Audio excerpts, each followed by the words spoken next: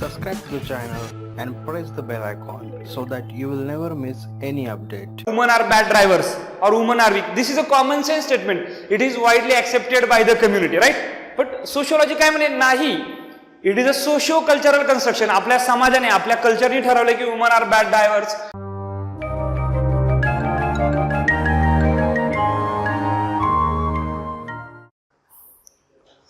So good afternoon. Today we will be discussing about the strategy for UPSC sociology. First chapter deals with emergence of sociology, modernity in Europe and social change. Because of that, there was a need to study the changes caused by all these events of modernity like Renaissance, Reformation, Enlightenment, Commercial Revolution, Scientific Revolution, French Revolution, Industrial Revolution. All these revolutions led to change in the society in Europe. Obviously, its changes were felt in other parts of the world afterwards, right? In 18th century, these changes happened in European century. It created a change in the society because see, previously society was feudal society. There was an inertia in the society. People were actually ready to accept the authority of king as divine authority. It has been given by God. Such kind of conceptions were there. They were actually, you can say, overthrown by the event called Enlightenment.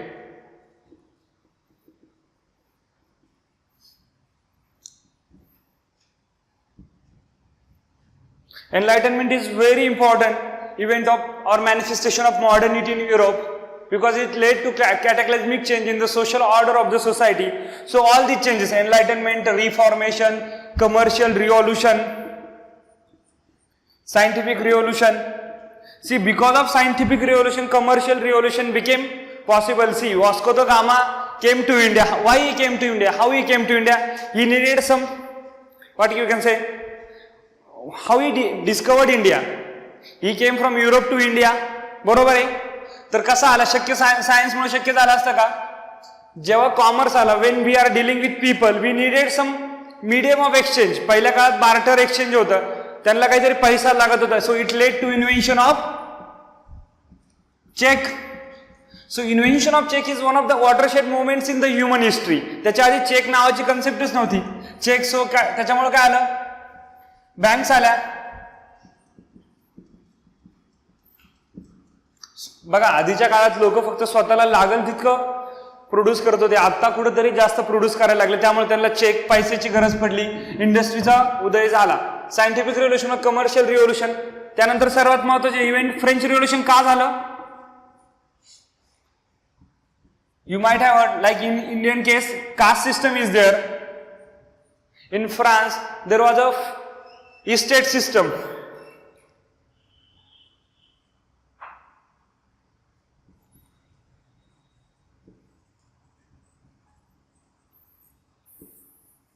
You see the stratification. This is the rich community, this is middle, and this is the lowest one. So, clergy means those who were actually bishops, archbishops in the churches of France.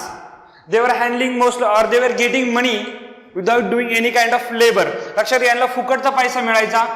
सगळ्यात जास्त land वगैरे सगळे यांच्या नावावर होती. सगळ्यात जास्त कष्ट करणारा पीजंट असेल, सगळा मिडल क्लास लोक, कॉमनर, सामान्य माणूस म्हणतो तर सामान्य इथं होता. तर हे लोक यांच्यावर अन्याय करत होते. बरोबर आहे. इथं सगळे राजे महाराजे तुमचे होते तरी अन्याय करत होते. कुठंतरी रुसो, वॉल्टेअर, मॉन्टेस्क्यू यासारखे लोक आले. Intellectual influences of Voltaire, Montesquieu actually led to French revolution. त्यामुळे काय झालं? फ्रेंच सोसायटी चेंज झाली, पॉलिटिकल सिस्टम चेंज झाली. What is there in our preamble? Liberty, equality, fraternity. It came from French revolution. तर political system मध्ये change झालं. Certainly there was a change from monarchy to democracy. Obviously after actually it was hounded by Napoleon. नेपोलियनने ते पूर्णपणे successful experiment होऊन दिला नाही. But the emergence of democracy in France. तर लक्षात घ्या तुम्ही सगळं कुठं ना कुठं बदल होता. आधी काहीच नव्हतं त्या समाजात. सगळे लोक ऍक्सेप्ट करायचं. There was no culture of questioning. Because of enlightenment and concomitant event like French Revolution and Industrial Revolution, there was a change in the society. It led to chaos, it led to unorganized society, it led to disequilibrium in the society. In order to study this disequilibrium, we needed some science. हे होतंय बदल, समाजात बदल होतोय, पण याला अभ्यास करायचा कसा? So it led to the emergence of science of society. Science of society, समाजशास्त्र is called as sociology. So this is how modernity in Europe led to changes और led to emergence of sociology. कळलंय तुम्हाला? एवढ्या सगळ्या event, काहीतरी माणसं काय सगळ्यांना निवांत होते, काहीच गरज नव्हती, पण कुठेतरी बदल झाला. लोक म्हटले नाही अरे, प्रत्येकाला इक्वल राईट असला पाहिजे, प्रत्येकाला स्वातंत्र्य असलं पाहिजे. कुठेतरी बदल झाला. या सगळ्या बदलांमुळे समाजात काय झालं? गडबड गोंधळ झालं. पहिलं राजाचं सगळं मानायचं, आज त्यांना कळलं का राजाची ऑथॉरिटी अशी काहीच नसते. They started questioning the culture, they started questioning what ever the thing they have accepted till now as of now. म्हणजे असं आहे असंच मानायचे. पण कुठेतरी एनलायटनमुळे काय झालं? This people started questioning. So rationality आहे तसं ऍक्सेप्ट नाही करायचं. तर काय आलं? They use reason, they use empirical evidences to study the things, to see the rational, to see the logic of anything. ही गोष्ट आहे, त्याच्या मागे कारण काय? असं कल्चर कुठून आलंय? एनलायटनमेंट. म्हणून बुद्धांनी जे मिळवलं त्याला पण एनलायटनमेंट होतं. Because see, Buddha question the whatever the practices, whatever the harmful practices in Hindu system, आणि he gave or he brought new religion in the form of Buddhism. बुद्धाच्या निर्वाणाला पण काय म्हणतात? एनलायटनमेंट. आणि याला काय म्हणतात? एनलायटनमेंट. तर एनलायटनमेंट भारतात खूप जुनं येऊन गेलेले, पण त्यानंतर मध्ये आपल्या काळात जर आता डार्क पिरियड, आपल्या काहीच प्रोग्रेस झाला नाही. पण युरोपमध्ये जे सुरू झाले मिडल एजेस मध्ये, that led to emergence of sociology. This is how we will be covering chapter number 1. Chapter 1 number 1 मध्ये महत्वाची गोष्ट काय? सोशियोलॉजी का जन्माला आली हे जर कळलं तर पुढचे सगळे टॉपिक खूप सोपे. तर जेव्हा तुम्ही म्हणताय कल्चर ऑफ क्वेश्चनिंग आलं, तेव्हा there by you are refuting the common sense claims. आपण म्हणतो ना, वुमन आर बॅड ड्रायव्हर्स और woman are weak. This is a common sense statement. It is widely accepted by the community, right? But sociology काय म्हणे? नाही, it is a socio cultural construction. आपल्या समाजाने, आपल्या कल्चरने ठरवलं की वुमन आर बॅड ड्रायव्हर्स और वुमन आर वीक. पण you might have seen at most of the construction sites woman are working as hard as men. बरोबर आहे? स्त्रिया पण डोक्यावर त्यांच्या टोपलं उचलून दिसत असेल तुम्हाला. तितकंच काम जितकं माणसं करतात तितकंच स्त्रिया करताय. पण आपण जेव्हा म्हणतो woman are weak, there by we are refuting the claim, common sense assumption. So this is how will differentiate sociology and common sense, which is the third point in your chapter 1. बरोबर आहे? Chapter 1 मधला point 2 आहे sociology in its comparison with other sciences. Once you cover subsequent chapters like stratification, thinkers, in that you see, once we talk about historical materialism of Karl Marx, we will discuss comparison between sociology and history. Or when Weber talks about comparative study of religion, here he has used history. See, you have to compare sociology and history with the help of studies of sociological thinkers. So chapter 1 चा दुसरा जो point, it becomes easy to study after studying thinkers and certification. जे बाकीचे chapter शिकल्यानंतर तुम्हाला point 2 काही अभ्यासच करायची गरज नाही. Once you know Karl Marx, once you know Weber, once you know Durkheim, you will able to differentiate between sociology and history, sociology and economics. See, once you are talking about capitalism, it's a economic production system. बरोबर? तर तुम्ही sociology आणि economy कधी compare करणार? Marx has talked about capitalism, Weber has talked about capitalism, Talcott Parson has talked about economic system is functional prerequisite, अजील pattern म्हणून आहे. तुम्ही जेव्हा थिंकर शिकता तेव्हा तुम्हाला comparison between subjects becomes quite easier one. तर असा चॅप्टर 1 कव्हर करतो. आणि chapter 1 you can start with IGNOU booklet. In IGNOU booklet there is one chapter, emergence of sociology. In that everything has been given, all this revolution starting from Renaissance to Enlightenment to scientific revolution to commercial revolution, then French revolution, then industry. These are the 6 to 7 keywords. It's very common sense to understand this revolution itself indicates that significant radical transformation in the society. This radical transformation led to disorder in the society. In order to study disorder, we needed a science. That science is called as sociology. And at that time, as we are talking about scientific revolution, म्हणजे सायन्सचा खूप पगडा जास्त होता किंवा science influence. न्यूटनचे 3 laws of motion, they were successful. So Newtonian physics was successful.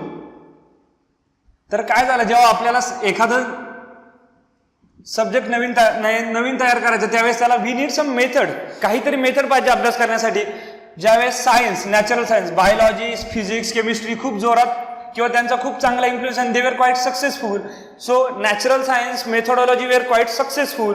So application of natural sciences methodology in studying human behaviour, in studying human society is called as positivism, right? This has been given by the founding father of sociology, August Comte. कळलं तुम्हाला? August Comte. PV किंवा V is equal to IR. This is a scientific equation. This method was quite successful during that time when we needed some methodology to study the social disorder. At that time, scientific methods were quite successful. So we applied to study human society. माणसांचा अभ्यास करण्यासाठी we used natural sciences methodology that is called as positivism, and positivism forms the bedrock of sociology. See, in order to establish emerging discipline, नवीन क्षेत्र discipline emerge होत होतं त्यावेळेस August Comte and his successor Emile Durkheim to the highest maximum possible use कोणी केलाय पॉझिटिव्हिझमचा? The email Durkheim. Positivism कळलं, it treated human beings as object. म्हणजे याच्यात काय म्हणतं, human beings are having no consciousness, they don't attach any meanings or values to the action, we will be studied as object. जसं आपण केमिस्ट्रीचे experiment केले, H2SO4 कसा बनतो, हायड्रोजन सल्फाईड गॅस कसा बनतो, किंवा फिजिक्समध्ये तुम्ही ऑब्झर्वेशन केले असतील, बायोलॉजीमध्ये तुम्ही डिसेक्शन केलं असेल, त्या सगळ्या मेथोडॉलॉजीचा वापर आपण सोशिओलॉजीत केलाय. पण दॅट इज द केस, माणसांना काहीतरी भावना आहे, आपण प्रत्येक जण बसले, प्रत्येक you are having different intention, or you might have attach some meanings to come to this lecture, you attach those meanings are काय आज लेक्चर मधून काहीतरी शिकायला भेटेल, बरोबर, काहीतरी तुम्ही अर्थ लावूनच इथं आलाय ना. तर पॉझिटिव्हिझम काय केलंय, you have been treated as object like a robot. रोबोटला काहीच जीव नाही. Obviously, artificially we are giving life to robot, but that doesn't mean that robot is a living entity. But human beings are living organisms, आणि positivism मध्ये living organism has been treated as object. That methodology is called as positivism, and so it is there. तर email डर्खाइमचा आपण जेव्हा thinker शिकतो, he has given the concept of social fact. पॉझिटिव्हिझमचं extension आहे functionalism. What does functionalism mean? Function कळतं तुम्हाला? So what he says that every part or every institution in the society is functional in nature. That school of thought is called as functionalism. Marriage system is there, family system is there, caste is there, religion is there, all these parts of society. We are an Indian society. These are the different institutions of Indian society. Any society, they are useful in the contribution of maintenance or order or equilibrium. काय होतं जेव्हा हे सगळे revolution झालं, disorder आलं, तर या लोक त्याच वेळेस होते, यांना काय व्हायचं, they wanted to go back to the previous state, का समाजात शांती नांदावी. So he brought this method positivism, आणि त्यांनी स्कूल काय दिला, फंक्शनलिझम. तो काय म्हणते, each part of the society is functional in nature, they are contributing something, that's why they are functional in nature. Even by going by his logic, caste system is positive in nature. Caste system has contributed to the social order in society. See, caste system में लोकांनी accept केला की आपली हीच जागा आहे, किंवा in social certification we should be like this. आपण इथं आहे, इथंच राहिलं पाहिजे. So we people accepted it, though it is negative in nature. We found afterwards, after we got independence, आपल्याला कळलं की कास्ट सिस्टम मध्ये किती फॉल्ट होते, पण people accepted it because of that there was equilibrium in the society. So this school of thought is called as functionalism. So Durkheim is the first thinker. He laid foundation for sociology.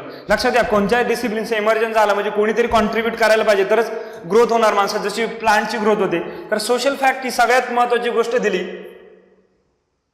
So what is social fact? आपण मंदिराच्या बाहेर चपला काढावी ही एक fact आहे. Suppose आपण का मंदिराच्या बाहेर चपला काढतो? कारण पूर्ण समाज मान्य आहे. की तुमच्या मनावर काय आहे का पहिल्यापासून ठरवलंय, बरोबर आहे की नाही? आणि आपल्या माणसाचं काहीच मत नाही. जर हे पॉझिटिव्हिझम असेल तर काय, it is external to human beings, it is generally present throughout the society. तुम्हाला जरी इच्छा असली तरी तुम्ही चपला आतमध्ये घालून जात नाही. कुठेतरी तुमचा बिहेवियर कन्स्ट्रेंट झाला, कुठेतरी तुमच्यावर कंट्रोल झाला. So it is constraining or compulsive in nature. आणि तुम्ही असा नसा, आपल्या पूर्वजांनी पण तेच फॉलो केले, आपले येणारे नेक्स्ट जनरेशन पण तेच फॉलो करणार आहे. So it will be independent of individual consciousness. Independent. This is what social fact is.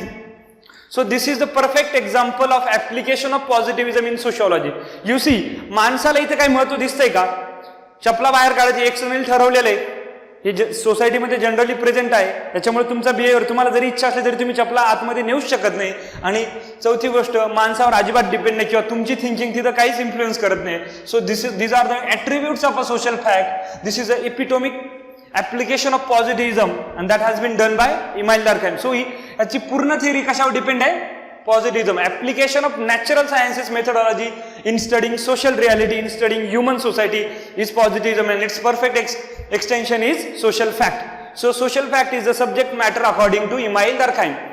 So this is the first school of sociology. Second is interactionism, and complete sociology, one syllabus, revolves around debate between positivism and interactionism. Purna chapter 2, chapter 3, chapter 4, chapter 5, every chapter revolves around positivism versus anti-positivism or interactionism.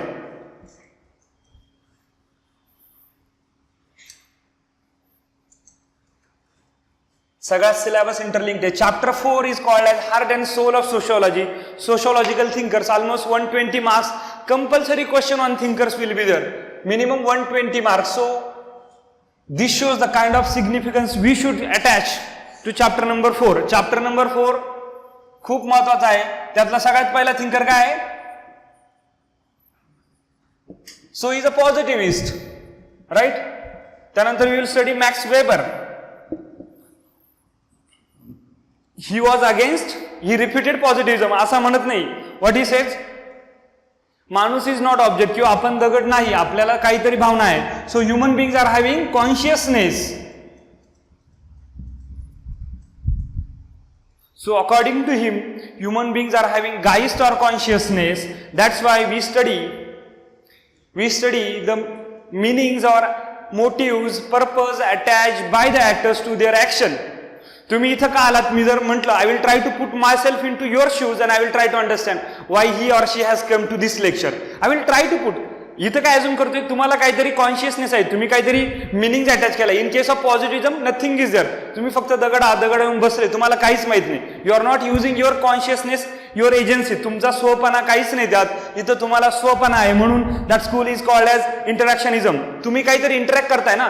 मी बोलतोय हे तुम्हाला कळते, मग तुम्ही मान डोलावता किंवा नाही डोलवता. That is totally depend on कशावर, की तुम्हाला सांगितलेलं कळते किंवा नाही कळत, त्यावरून तुम्ही जज करताय माझे ऍक्शन, आणि त्यानुसार तुम्ही रिस्पॉन्स करताय मला. So human beings are having consciousness. So according to him, not social structure but social action is the subject matter. Positivism मध्ये पूर्ण सोसायटीचा रोल खूप महत्वाचा आहे. सोशल फॅक्ट मध्ये काय? Whatever society has decided it is having priority, it is having precedent over individual. तिथं माणसाचं अजिबात चालत नाही. तिथं काय? Human beings are having meaning. That's why human beings they will go for social action. ही जी आहे social action. I am interacting with you, social action. It's a conscious deliberate action. I am attaching some meanings to action. का? माझं काहीतरी याच्यात purpose असेल, काहीतरी meaning attach करून मी 3 वाजता लेक्चरला आलोय. बाबा मला तुम्हाला शिकवायचं किंवा मला हा व्हिडिओ रेकॉर्ड करायचं. This is the kind of motives और meanings we attach to our actions. That is what the crux of human action, and that has been studied by Max Weber. This is our second thinker. Third thinker is Karl Marx. Historical materialism is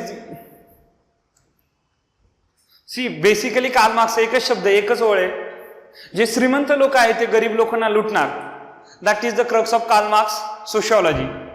those who are owner of means of production, they will exploit the non owners of means of production. So that is, आपण ऐकले आहे रे नाही रे काहीतरी म्हणतो आपण, haves and haves not. So there is always continuous conflict between haves and haves not. In sociology that is called as bourgeois and proletariat. Right? So there is a continuous conflict between proletariat and bourgeois. See, in today's time also, you see in industry, trade unions are demanding their rights. Owners will say they will negotiate, they will come up with some conclusion. See, that kind of things are happening. आजही काही वर्कर्सची situation तितकी बारू नाही, जितकी मार्कने anticipate केली तितकी worse झाली नाही. But it is not as good as owners of means of production. आज मालक दिसतोच ना तुम्हाला. So inequalities are present in the society. That is what the crux of Karl Marx. तर कोणत्याही सोशियोलॉजीला, कोणत्याही थिअरीला तुम्हाला जर क्रिटिक्स पाहिजे असेल तर Karl Marx is the perfect fodder material. Karl Marx सगळ्यांना, even when it comes to exploitation of human, exploitation of Dalits, exploitation of tribals, exploitation of informal workers, criticism of Karl Marx is highly relevant because crux is काय? Those who are owners of materialistic force of attraction forces, ज्यांच्याकडे पैसा आहे ते लोक बाकीच्यांना exploit करणार. So that is the crux of Karl marks. तो why school is called as historical materialism? He has studied society historically. He has come from primitive society to modern society. Primitive society was classless society, that is called as primitive communism. At that time, see, tribal society अजूनही comparatively equal to, आपल्यापेक्षा चांगलीच आहे ना. Tribal सोसायटीमध्ये आजही inequalities फार कमी आहेत, बरोबर आहे. स्त्रियांना अजूनही तिकडे फार रिस्पेक्ट आहे. तो he studied from primitive communism to today's modern capitalist society. That's why is called is historical. Why it is materialism? See, those who are having material forces they are the owners. That's why historically he has studied materialism from historical perspective. That's why it is called as historical materialism. Simple things are, class struggle is there. तर जेव्हा तुम्ही एक श्रीमंत एक class आहे ना आणि गरीब एक क्लास आहे, या दोघांमध्ये जे स्ट्रगल होतो, that is theory of class struggle. He has studied 4 societies: primitive communism, slave society, feudal society and modern society. He was expecting that all these workers, those who are exploited under capitalist system, they will come together under one umbrella and they will do revolution. That is called as a proletariat revolution or dictatorship of the proletariat. सगळे गरीब लोक एकत्र येतील आणि सगळ्या मालकांना उधळून लावतील असं काय करणार होतं. पण मार्क्सचं स्वप्न असं पूर्ण होऊ शकलं नाहीये. का नाही झालं स्वप्न पूर्ण? मार्क्स काय म्हणतो, पूर्ण जगात कम्युनिझम आलं पाहिजे. But the fact is that today no country is communist. In ideal thing मध्ये बघितलं, no country, even Russia and China, they are going for capitalist system. After see in India also we are having mix economy model, but today you see the dominance of capitalism. America is completely capitalist country, China सुद्धा capitalist आहे. So no country is communist. का fail झाला? Why Marx failed? त्याचं काय म्हणणं होतं, सगळे classes एकत्र येतील and they will go for revolution. But this haven't happen.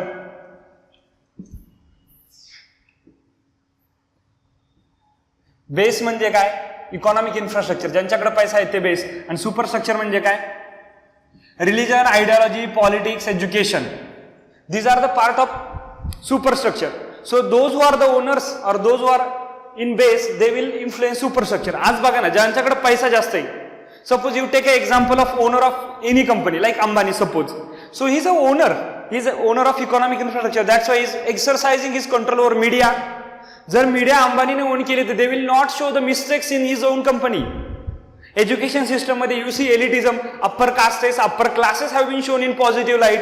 You see the meagre representation of lower castes communities like Muslims, Christian. We see rarely. आजही आपलं एज्युकेशन सिस्टम बघा, we see the dominance of Hindu system. So that's why what say those who are in majority, those who are having economic infrastructure, they will exercise their control over superstructure. Superstructure म्हणजे education, religion, media. तर आजही class consciousness निर्माण का नाही झाली? तर या गोष्टीमुळे. यांनी काय सांगितलं, जे गरीब लोक आहे ना बाबा, तुमची जागाच गरीब आहे, इथंच आहे, तुम्ही कर्म आहे तुमचं, हे तुमचं कर्म आहे हिंदूमध्ये म्हणतात. किंवा marks has called religion as opium. Opium म्हणजे ड्रग. तर लोकांना फ्रस्ट्रेशन आलं का ते रिलिजनचा आधार घेणार, बरोबर. त्या रिलिजनमध्ये त्यांना काय वाटतं, यार आपल्या एक्सप्लॉयटेशन ठीक आहे, ही नॉर्मल गोष्ट आहे, त्या लोकांकडे पैसा, ते आपले अत्याचार करणार. So they accepted it. So they never came together. That's why Marx dream of communist society, classless, casteless, egalitarian society has been failed. बघा ना, लोक एकत्रच नाही आले ना, कोणी येऊन का नाही दिलं त्यांना? तर तुमची रिलिजन सांगते का असं, किंवा तुमच्या एज्युकेशन मध्ये सांगितलं का lower class should be lower caste किंवा lower caste should be lower class? तुम्हाला असं बिंबवत गेले, इंडॉक्ट्रिनेशन केलं का तुमची जागा हीच आहे, की तुमच्या कर्मामुळे तुम्ही इथे. That has been taught through your different instruments like education, religion. Because of that Marx dream of dictatorship of the proletariat has been failed.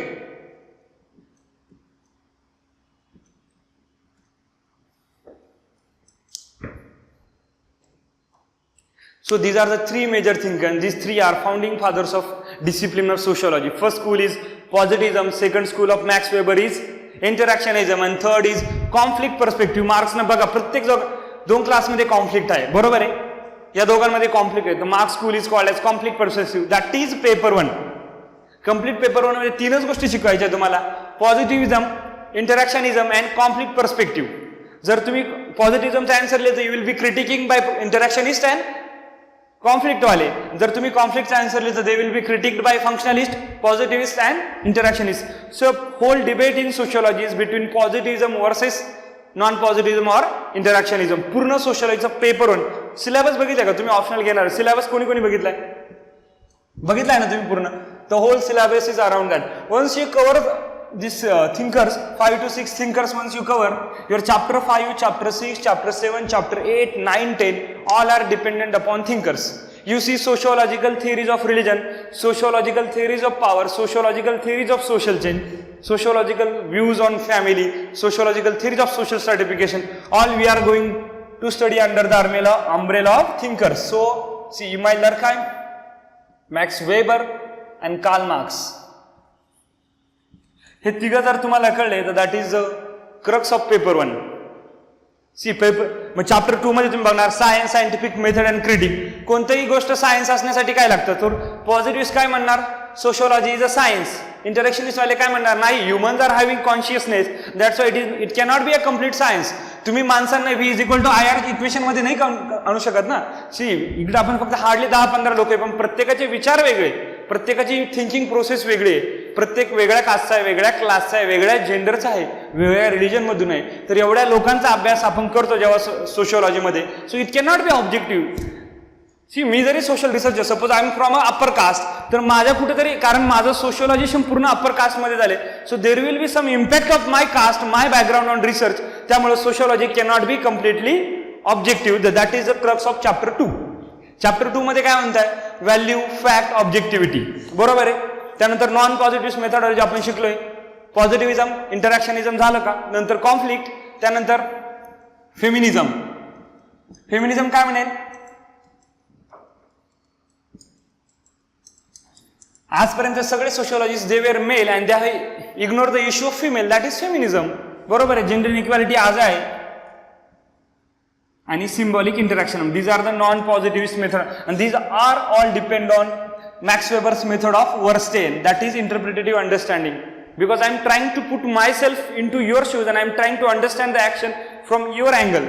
That is Verstehen, interpretative understanding of social action in order thereby building a causal explanation. Verstehen ही खूप महत्त्वाची गोष्ट आहे.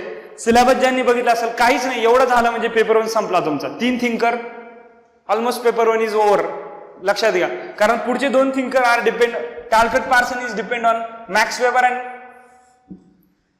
आणि R K. Merton is complete depend on Talcott Parson, because R K. Merton was a student of Talcott Parson. He has criticised every theory of Talcott Parson. That is how we cover 5 thinkers, and 6th one is symbolic interaction, is that is G.H. Mead. Symbolic interaction शब्दात अर्थ आहे. Why interaction between you and me is possible? Because of language. Language is a significant symbol. हातवारे करतोय एक गोष्ट, त्यांना पण पूर्ण तुम्हाला अर्थ कळत नाही, पण जेव्हा मी एखादा शब्द बोलतो ते मला पूर्णपणे कळतोय.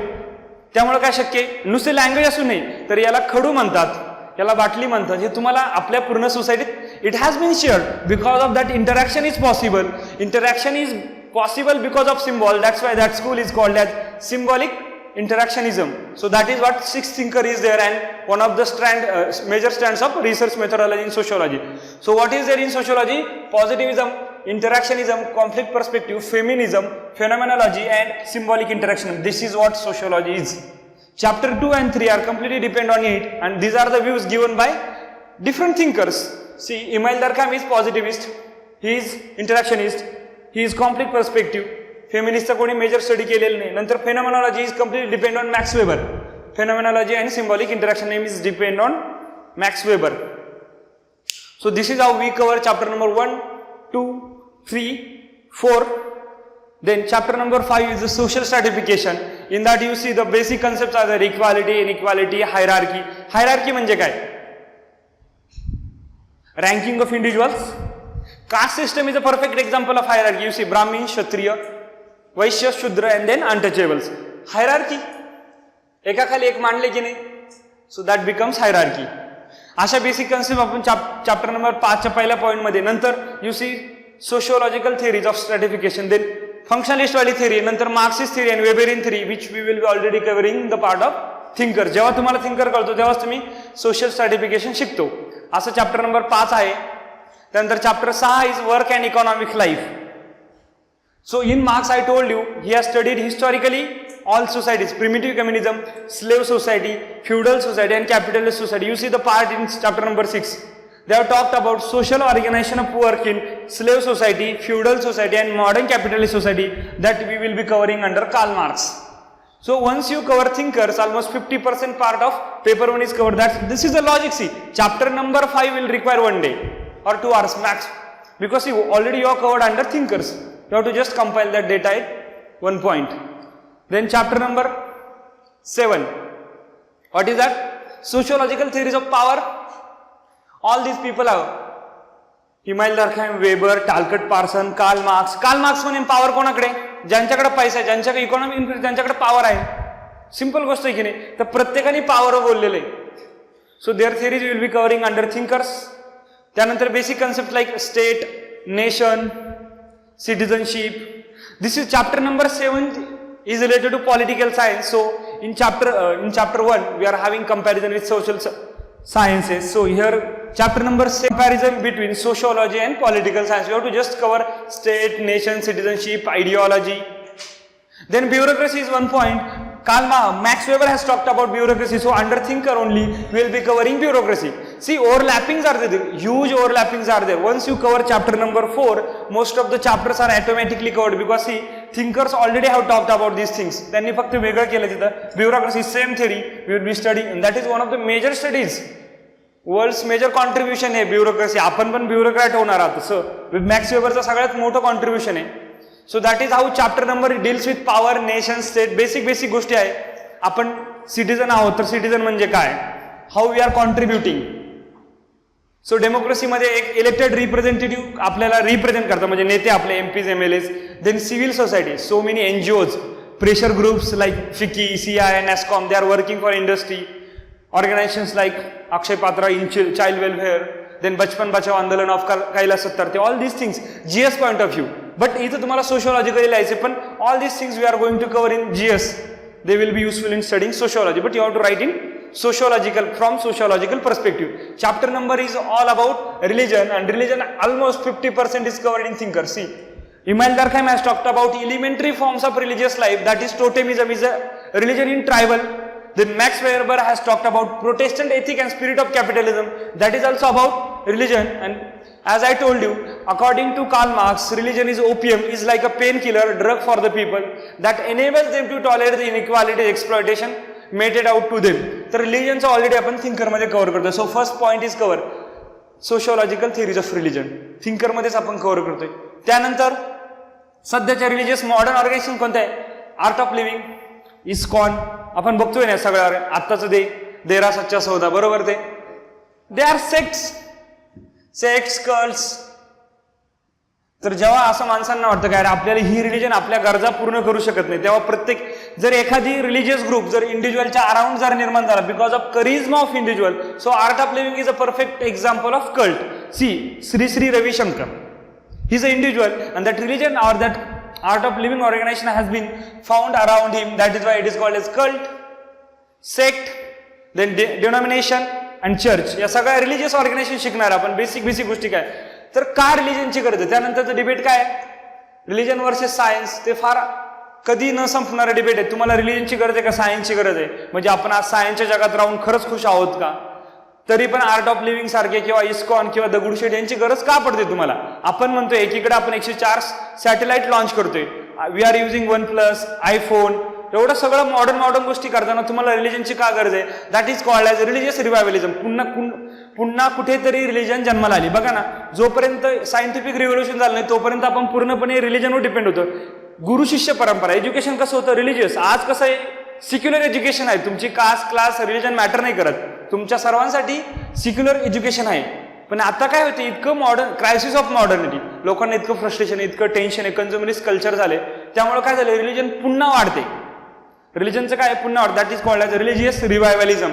In that your invention like social मीडियावरून तुम्ही रिलिजन लगेच प्रोपोगेट करता, किंवा यू आर गेटिंग ई दर्शन, तुम्हाला तिरुपती बालाजी दर्शन आता घरी घेता येतं, किंवा we are having channels like Aastha, Sanskar सकाळी लागतात की नाही. So that is religion. का गरज आहे? लोकांना फार टेन्शन आहे बाबा, आज माझ्या राशीत काय लिहिले. लक्षात घ्या तुम्ही काय, तरी because of crisis of modernity we are taking resort to religion. That phenomenon is called as religious revivalism. So religion फार जनरल चॅप्टर आहे, इंटरेस्टिंग पण आहे. त्यानंतर religious fundamentalism. What ECC is doing? ECC in Middle East. ते काय म्हणतोय, आम्हाला कॅलिफेट पुन्हा एकदा एस्टॅब्लिश करायचं, बरोबर आहे. ते काय म्हणतात, त्यांच्या कुराण किंवा त्यांच्या ज्या रिलिजियस बुकमध्ये जे लिहिले त्या टाईपचे रिलिजन, म्हणजे they want to maintain religious purity. रिलिजनची जी ओरिजिनॅलिटी ती मेंटेन, किंवा in Hindu also, in Hindu religion we are having some fringe elements. They say that because of globalization or because of this modernization, our religion, our culture is being degraded. So you might have seen the continuous attack on couples on Valentine's Day in Mumbai. What they say, आमच्या धर्मात असं नाहीच आहे, तुम्ही करू कसं शकतात. So that is called as religious fundamentalism. They go back to the Vedas. Arya Samaj बोलला होता, बरोबर आहे का? तो वेदा हे आमच्या धर्माचा बेडरॉक आहे. Veda is the basis of Hindu religion. तर आम्हाला ती रिलिजन पुन्हा कुठेतरी आणायची. That school is called as religious fundamentalism. And then there is one called secularisation. आपण सिक्युलर होतोय म्हणजे काय? Significance of religion, religious practices, belief in different sectors of human life are declining is called as secularisation. तर किती पद्धतीने secular झालो आणि किती पद्धतीने आपण रिलिजियस आहोत त्याचं डिबेट आहे पूर्ण. रिलिजन आणि सायन्स तेच सगळं रिलेटेड आहे. जरी सिक्युलर होत असलं, जरी रिलिजनचा आपल्या भरपूर जीवनातील प्रभाव जरी कमी होत असला, तरी सायन्समुळे काही अडचणी वाढल्या. सायन्समुळे ऍक्सिडेंट वाढतात तुमचे, सायन्समुळे खूप टेन्शन्स वाढले. तो in order to cure those ills created by science we need a religion. हे जगण्याचा हेतू काय याचा आन्सर सायन्सकडे नाही. That is why in order to find purpose और meaning in life we need a religion. That's why both systems or both cognitive systems, religion and science, are fulfilling different needs of human beings. Science ना माझा mobile वगैरे झाले, पण जेव्हा मला tension येतं तेव्हा मला मोबाईल काहीच काम येत नाही, तेव्हा मी देवाकडे जातो किंवा काहीतरी करतो, बरोबर आहे. सो दोन्ही गरजा माझ्या पूर्ण कोण करते? Religion and science. That's why they are not contradictory in nature but they are complementary in nature. That's why both secularisation and religious revivalisation happening simultaneously in India. बघ, एकीकडे रिलिजनचा पगडा कमी झाला, एज्युकेशन बघा सिक्युलर एज्युकेशन आहे, पण दुसरीकडे तुम्हाला you are having sects like Art of Living, happy काहीतरी happy consciousness, so many groups are there. तर लक्षात घ्या ना, दोन्ही गोष्टी कोएक्झिस्ट होत्या आपल्याकडे. So there is a coexistence of tradition and modernity in India. Modernity म्हणजे सिक्युलर एज्युकेशन, ट्रेडिशन म्हणजे रिलिजन. तो अशा पद्धतीने चॅप्टर 8 आहे, and that is completely depend on your thinkers. पहिली सोशिओलॉजिकल थिअरीज ऑफ रिलिजन. तर या प्रत्येक गोष्टी काही ना काही थिंकर बोलतो. थिंकर जे बोलणार तेच आपण इथं इन्कॉर्पोरेट करतोय. त्यानंतर chapter number 9 is family, kinship, marriage, contemporary trends. बरोबर आहे. फॅमिली म्हणजे काय? कुटुंब. हाऊस होल्ड म्हणजे काय? घर.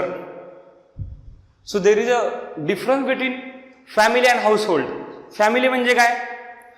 Members residing under one roof, they are connected by kinship, म्हणजे काहीतरी नातेवाईक आहे, कोणाचा तरी मुलगा आहे, कोणाची तरी मुलगी आहे, ते नातं फॅमिलीत असतं. पण आपण पुण्यात आलो, पुण्यामध्ये हॉस्टेल घेऊन राहतो, that is a house hold.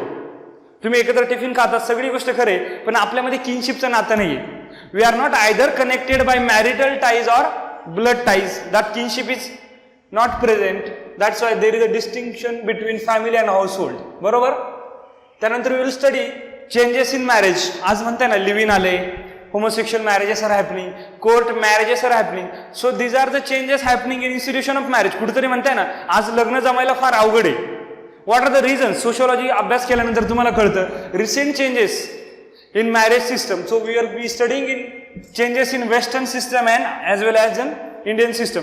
तर मॅरेज आणि फॅमिलीमध्ये काय चेंज झालाय तो अभ्यास करायचा चॅप्टर. हा खूप जनरल चॅप्टर आहे, खूप सोपं आहे. आपण याच्यामध्ये तुमचं daily life observations are very useful. डेलीचे ऑब्झर्वेशन वापरायचे. मॅरेजमध्ये आज काय म्हणतोय, म्हणजे चाइल्ड मॅरेजेस पहिले खूप व्हायचे, आता एज कुठेतरी वाढले. पहिला मॅरेजचा पर्पज काय होता माहिती? Reproduction was a sole aim. आज तसा नाही. We need companionship, we need emotional fulfilling partner. जर तुमची इमोशनल फुलफिल किंवा तुम्हाला वाटते तुमचं partner is not able to satisfy you, you are going for divorce, and that has been made easy for you because of legislations. कायदे आले, divorce act असेल, तुमचा domestic violence act, dowry abolition act, so many acts are there. तर कायद्यांमुळे काय झालं? Divorce. आणि divorce बद्दल पहिलं डिवोर्स घेणं म्हणजे फार वाईट करते काहीतरी. There was some stigma associated with divorce, but because of secularisation, आज आपण सिक्युलर आहे, आपण सगळ्या अँगलला रिलिजन नाही विचार करत, बरोबर आहे. त्यामुळे काय झालं? डिवोर्स बद्दलचा स्टिग्मा आज कमी झाला. कायद्याने तुम्ही लगेच डिवोर्स घेत होतो म्हणजे काहीच नाही. So these are the contemporary trends in marriage and family system. We will be studying under chapter 9, and chapter 10 is summation of all what you have studied in chapter 9, sociological theories of social change. So Karl Marx has talked about social change in the form of class struggle. Max Weber has talked about, Immanuel Durkheim has talked about, Auguste Comte, so many thinkers have talked about. So we will be studying sociological theories of social change. then there is one point called dependency.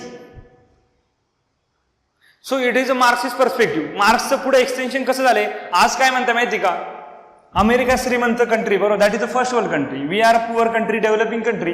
तर हे काय म्हणते, यांच्या MNCs आपल्याकडे येत आहे किंवा organisations like WTO, IMF, they are exploiting India. त्याच्यामुळे इंडिया इज अंडर डेव्हलपमेंट, किंवा त्यांनी आपल्याला परावलंबी करून ठेवले. का करून ठेवले, तर सगळे आयडियाज त्यांच्याकडे, टेक्नॉलॉजी त्यांच्याकडे, FDI त्यांच्याकडे, आणि भारत त्यांच्यावर डिपेंड आहे. डिपेंडन्सी कळते ना तुम्हाला शब्दाचा अर्थ, परावलंबित्व, तर कुठेतरी आपण त्यांच्या आहे. दिस इज अ मार्क्सिस्ट पर्स्पेक्टिव्ह. कारण तो काय म्हणतोय, या लोकांकडे पैसा आहे आणि हे लोक गरीब आहे. फक्त तिकडे आपण इंडिव्हिज्युअल लेवलला बघितलं तर इथं आज कंट्री लेवलला बघणार. That is a theory of world system theory and dependency theory will be studying in chapter number 10, Marxist perspective. त्यानंतर एज्युकेशन अँड सोशल चेंज, एज्युकेशनमुळे समाजात काय बदल झाला, आणि दुसरी म्हणजे त्यानंतर factors responsible for social change, का समाजात बदल का घडतोय आज, technology, laws, education, change in beliefs, modernization, globalization, so many things are there. These are the factors responsible for social change. यांच्यामुळे बदल झालाय ना. स्वातंत्र्यपूर्व भारत किंवा एन्शियंट इंडिया आणि मॉडर्न इंडियात फरक काय, काहीतरी वेगळा बदल झालाय ना. So what are the factors responsible for social change, we will be dealing in chapter 10. आणि त्यानंतर science, tech and social change. तर तुम्हाला कळलं असेल चॅप्टर नंबर 9 आणि 10 आणि इव्हन 8 हा फार तुमच्या कॉमन सेन्स अँड डेली ऑब्झर्वेशनवर डिपेंड आहे. येस, नक्कीच you have to support your observation with the help of thinkers. लक्षात घ्या, थिंकर पण आपल्यासारखेच आहे, फक्त ते थोडे प्रोफेशनल आहे, ते रिसर्च केला त्यांनी म्हणून त्या अँगलने बोललं. मोस्ट ऑफ द गोष्टी आपल्याला ज्या माहिती ते थिंकरनं बोललेल्या असतात. What is expected, because this is being a optional paper, you need to support your opinion with the help of views of sociological researcher thinkers. This is how we are going to cover. We have covered chapter 1. Chapter 1 नाही, paper 1 पूर्ण cover झालेलं आहे. 10 chapter आहे, but त्यांचा crux कुठे फिरतोय. If you cover chapter number 4, all chapters are interlinked. So my advice will be, first you study 11th NCERTs, then you go for ESO 13 booklet of UGNU. This is a proper sequence, whether you join our class or not. पण या सिक्वेन्सने गेला तर तुम्हाला जरा लवकर कळेल. नाहीतर direct कोणी बघितलं उपेंद्रच्या क्लासच्या नोट्स असतात, विकास रंजन जर पहिल्यांदा वाचताना किती हुशार पोरगा असतो ते कळूच शकत नाही डायरेक्ट. कारण काय, हेच taken material from different resources, unless and until you don't know the background, how you will understand. Sir मी डायरेक्ट विकास रंजन सुरू केले, एका जागेवर दिले गंज खरे, पण ते कळत नाही लगेच. त्याच्यामुळे प्रॉपर सिक्वेन्स फॉलो केलं तर चांगलं आहे. So first you study 11th NCERTs in order to get familiar, in order to become familiar with paper 1 syllabus and basic concepts. बरोबर, NCERTs. See, 11th NCERTs are for paper 1 and 12th NCERTs for paper 2 because they are dealing with Indian society. 11th NCERTs, then ESO 13 booklet of IGNU. Then selectively you go for Harlambus. Those who are preparing in English medium, that is orange color book, right?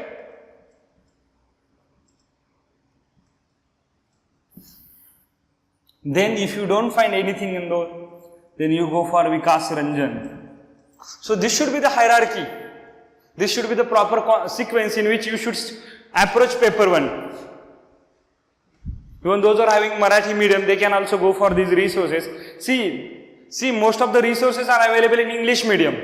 त्यामुळे तुम्हाला काय होतं, मराठीत तेवढं original भेटतं, त्याने पुस्तक दाखवलं, नक्कीच ते फॉर कॉम्प्रिहेन्सिव्ह याच्यापेक्षा. पण होते काय इथं systematically, these our syllabus wise. So ESO 13 is for thinkers.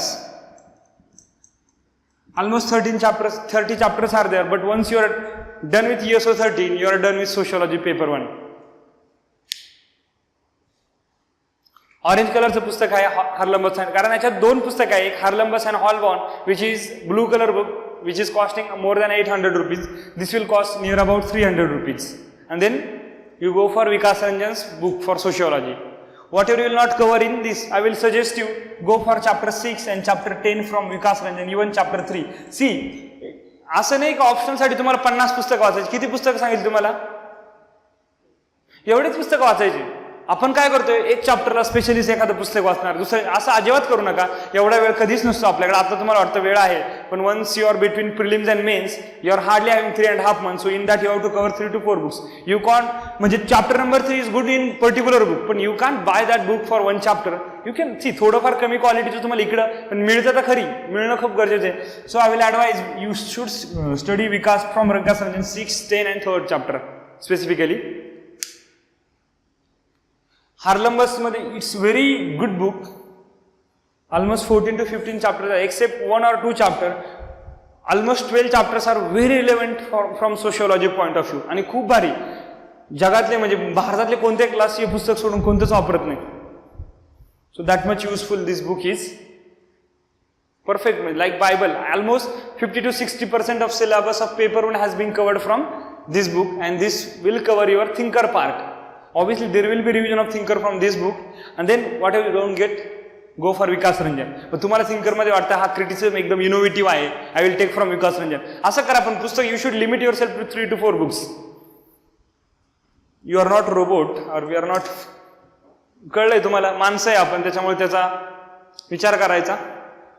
There are certain limitations to our brain. लक्षात घ्या, तुम्ही 10 पुस्तकं लक्षात नाही ठेवली. आता वाटतं 10 पुस्तकाच्या नोट्स काढून ठेवायच्या. You will take 6 to 7 months to study sociology, and ideally you should not go for more than 3 to 4 months. Proper sequence follow केली तर तुम्ही 3 ते 4 महिन्यात कव्हर करशाल. जर नाही केली तर मग असंच अर्धा कव्हर होतं. Because see I also face the same problem. माहितच नाही सिक्वेन्स काय, डायरेक्ट उपेंद्रच्या नोट्स वाचा, अजिबात कळत नाही, बॅकग्राऊंड माहित नसल्यानंतर. त्यामुळे आपण ते अवॉइड करायचं, प्रॉपर सिक्वेन्स फॉलो करायची. What is the first topic in paper 2? Introducing Indian society. So what is Indian society?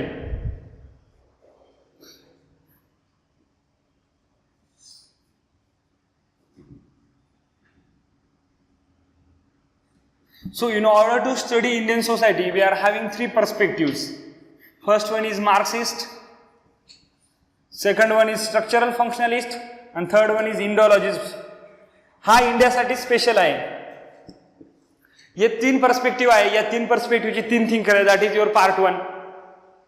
कोणत्याही समाजाचा अभ्यास करण्यासाठी काहीतरी पाहिजे ना. तो Indologist, they have use our scriptures.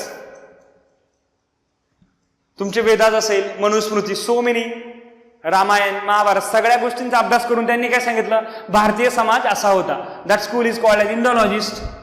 बरोबर आहे. देन मार्क्सिस्ट तुम्हाला माहितीचं काय.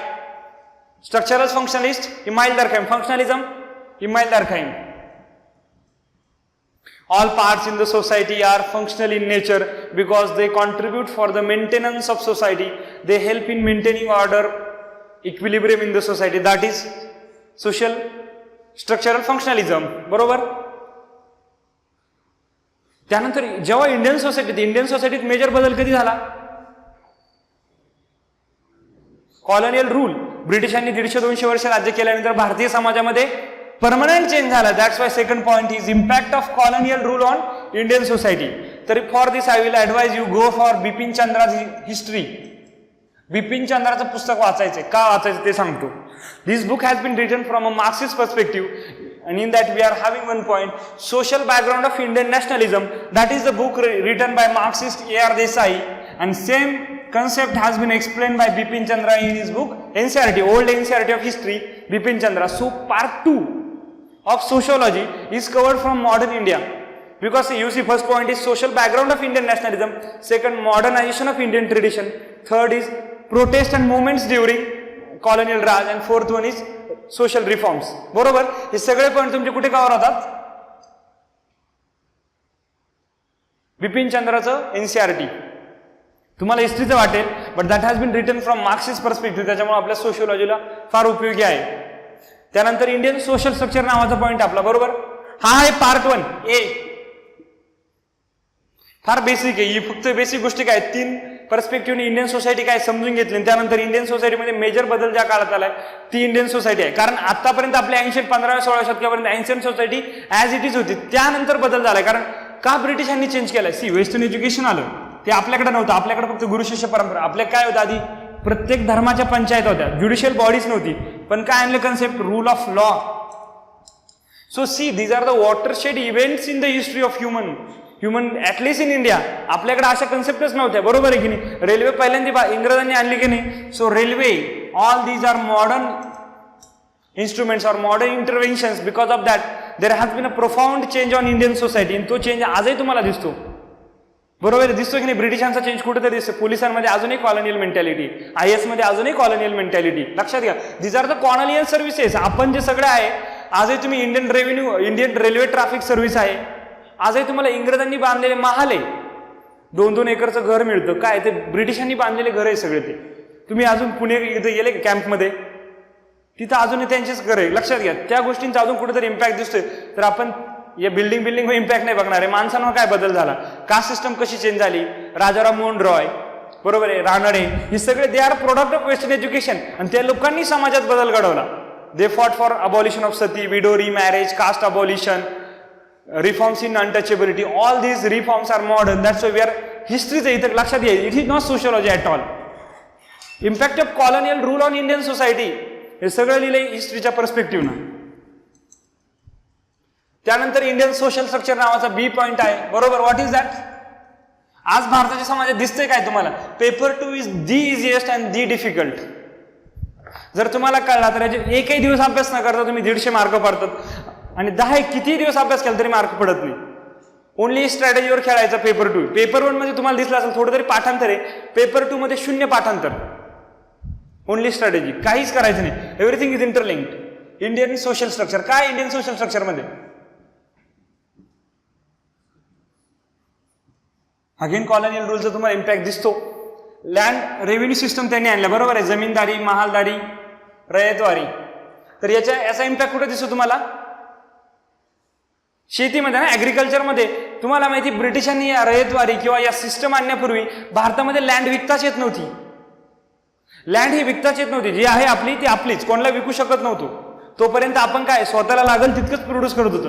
जेव्हा इंडिगो प्लांटेशन सुरू झालं, भले त्याच्यामुळे रिवोल्ट झाले, पण त्याच्यामुळे काय झालं, कुठेतरी सबसिस्टन्स पासून आपण कुणाला एंटरप्राइझिंग, आपण मार्केटसाठी प्रोड्यूस करायला लागलो ना. भले इंग्रजांनी त्यांच्या फायद्यासाठी शेतीमध्ये सुधारणा केल्या, but that have prove to be positive for Indian in the long term. Indian society commercialisation जे सुरू झालं तेव्हापासून सुरू झालं, बरोबर आहे. आधी फक्त पोटाला लागेल तेवढं करायचं किंवा खेड्यामध्ये फार जास्त काही नव्हतं. पण लँड रेव्हेन्यू सिस्टम आल्यामुळे काय इम्पॅक्ट झालाय सगळ्यात महत्वाचं, लँड बिकेम मॉर्गेजेबल. ह्या पण चॅप्टर तुम्ही you have to study from Bipin Chandra.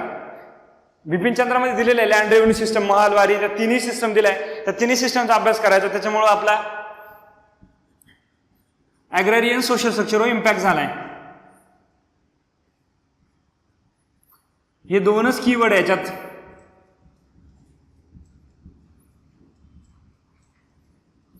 पहिला म्हणजे लँड विकता यायला लागली. Land has been treated as a commodity. Commodity म्हणजे काय? Which can be sell, which can be purchased, which can be mortgage. So land became a commodity. आणि दुसरं म्हणजे commercialisation, capitalisation of Indian agriculture. British लोक seeds द्यायला लागले, fertiliser द्यायला लागले थोडं थोडं. भले इतके मॉडर्न नव्हते, ग्रीन रेव्होल्यूशनच्या काळात वापरले तेवढे, पण काहीतरी द्यायला लागले. आपण खूप पारंपरिक पद्धतीने शेती करायचो, बरोबर आहे. आपल्याकडं गाडी बैल असणार, थोडा छोटासा नागर असणार, त्या टाईपची शेती होती. त्या शेतीला कोणी बदलवलं? ब्रिटिशांनी. So introduction of tractors, mechanisation, जे आपले टूल्स आले. आज आपल्याकडे प्रत्येक गोष्टीसाठी एक यंत्र आहे, बरोबर आहे की नाही. हे सगळं कुठून सुरू झालं? ब्रिटिशांनी. हे दोन गोष्टी खूप महत्वाच्या, commodification of land and commercialisation of Indian agriculture. तर हे लँड रेव्हेन्यू सिस्टम आहे, याचा इम्पॅक्ट तुम्हाला दिसतो ऍग्रेरियन सोशल स्ट्रक्चर आपलं. तर बघा ना, आजही काही लोक सावकार आहे, काही लोक गरीब आहे. So because of this things, कारण जमीनदारी सिस्टम मध्ये त्यांनी काय केलं, काही लोक नेमले भारतातले, जे लोक टॅक्स गोळा करतील, ते काहीच शेतीत काम करणार आहे, पण ते टॅक्स गोळा करतील, ते श्रीमंत होत गेले.